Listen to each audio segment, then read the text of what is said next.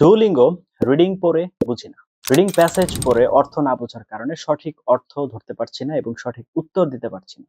আরো একটা চাপ হচ্ছে সময়। When I'm performing my Duolingo reading part, there is a huge pressure on time. এই জিনিসটা কিভাবে সলভ করব, কিভাবে আমরা প্যাসেজ ভালোভাবে বুঝবো, সেই জিনিসগুলো আজকে আমরা আলোচনা করার চেষ্টা করব। Reading, understanding, tips and tricks. এখন আমরা রিডিং পড়ে বুঝছি না। রিডিং প্যাসেজ যদি না বুঝি তাহলে আমরা ভালো করে আনসার করতে পারবো না। শূন্যস্থান যদি না বুঝি তাহলে আমরা ভালো করে আনসার করতে পারবো না। সেক্ষেত্রে কি করা? নাম্বার 1, স্টেপ 1, কিওয়ার্ড রিডিং অনুশীলন করতে হবে। আপনি প্যাসেজ না পড়ে মানে সম্পূর্ণ প্যাসেজ পড়তে গেলে আমার সময় কমে যাচ্ছে।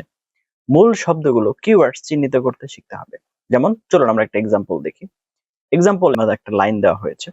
Global warming is caused by the increase of greenhouse gases such as carbon dioxide and methane. তাহলে গ্রিনহাউস গ্লোবাল যে ওয়ার্মিং হচ্ছে এটা এই কারণে হচ্ছে। গ্রিনহাউস গ্যাসেস কিসের? Carbon dioxide and methane.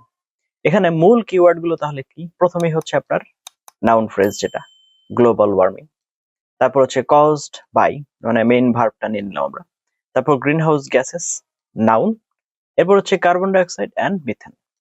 এগুলো হচ্ছে আমার মেইন ইনফরমেশনকে ক্যারি করছে, সুতরাং এগুলোকে আমার মার্ক করা শিখতে হবে বা প্র্যাকটিস করতে হবে।